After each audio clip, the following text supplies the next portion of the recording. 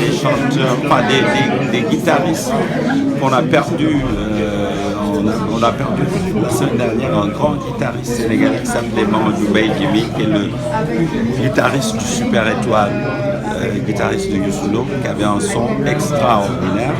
Et pendant nos années de tournée, souvent dans le bus, on se disait ouais, ce serait bien, j'aimerais bien discuter avec lui de faire un projet guitare. Et c'est là où est parti le projet jazz, ou une thématique jazz pour les mix 2025.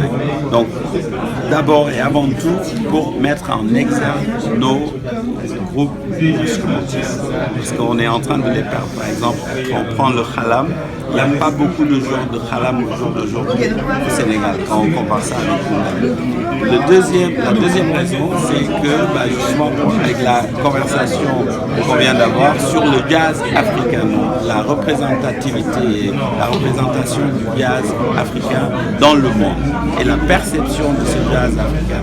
Parce que bon, on a souvent tendance à croire dans certains milieux qu'il n'y a pas de jazz en Afrique, qui est complètement une aberration monumentale. Donc c'est pour ces deux raisons-là que j'ai choisi cette thématique cette année. Donc, glorifier, valoriser nos instrumentistes et dire aussi qu'on a du super, du bon jazz, qui est peut-être pas forcément le jazz classique, mais du bon jazz africain.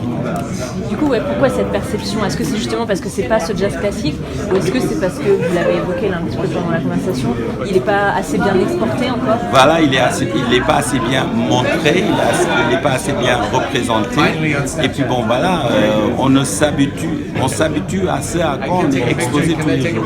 Donc si on entend du R&B tous les jours, on va finir par croire qu'il n'y a que ça.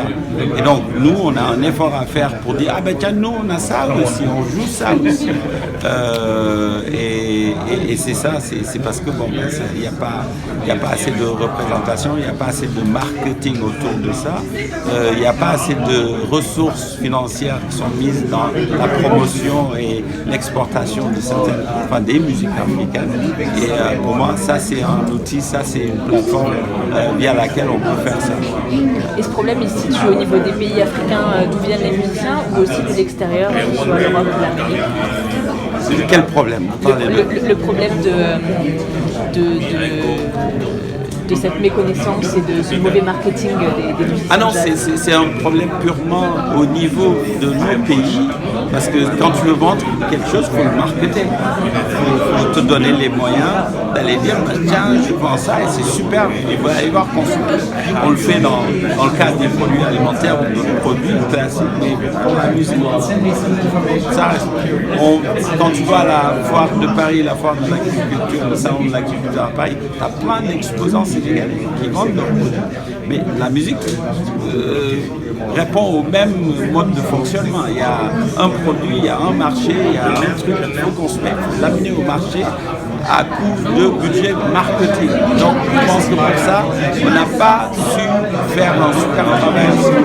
On n'a pas su prendre la créativité telle qu'il le faut. Pourquoi? Maintenant, je ne sais pas.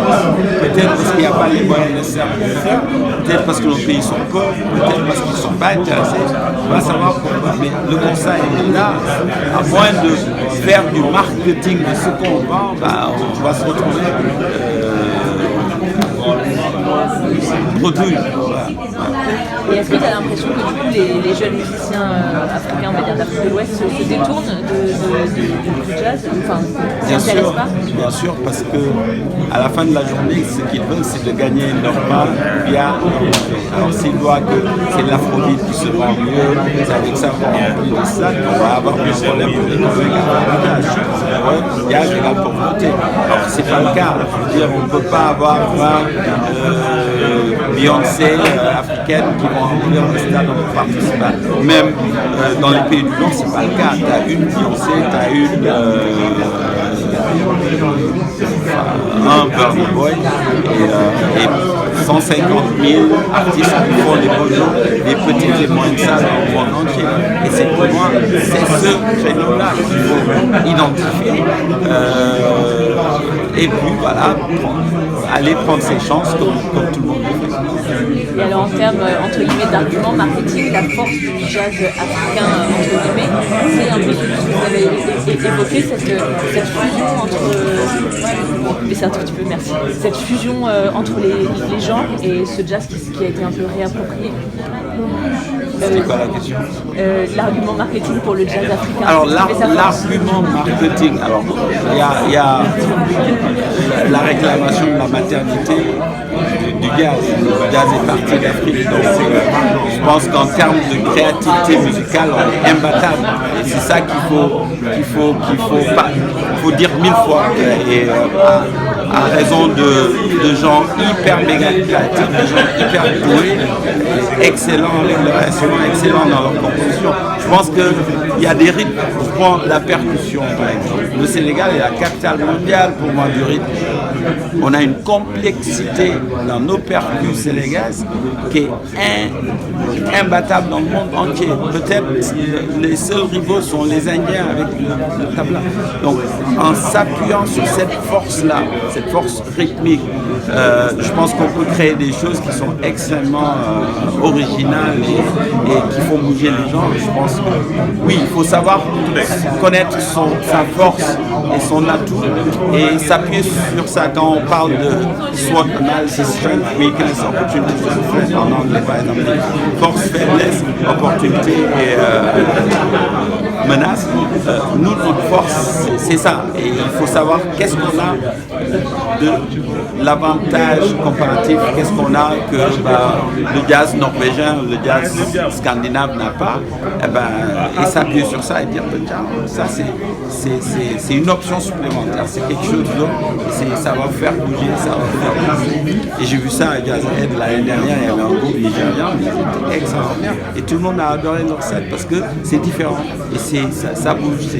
Alors, il y a un ami suédois qui me dit que vous Africains, vous écoutez de la musique avec le cœur et les pieds, et nous on écoute la musique avec la tête, en faisant référence à la musique classique où tu t'assois pendant 3 heures et tu écoutes.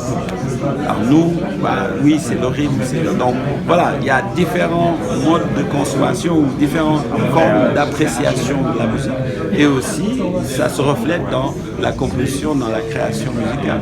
Donc c'est ça qu'il faut mettre en exercice, c'est ça, pas d'aller faire de la copie, pas d'aller faire des reprises. Il faut dire, tiens, on a de l'originalité dans nos compositions, on a de l'originalité, on met en avant notre variété de tambours ou d'instruments, on met en avant la sonorité du khalam. Quand je reprends Jimmy Bay, paix à son âme encore une fois, il jouait de la guitare, on l'appelait Jimi Hendrix, mais il jouait un son unique parce qu'il s'est inspiré du son de la guitare du khalam sénégalais et qu'il a essayé de transposer sur sa guitare avec peut-être beaucoup plus d'options de notes sur sa guitare, mais il avait un son unique.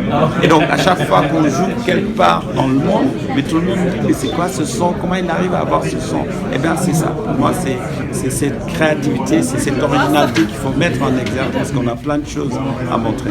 Rien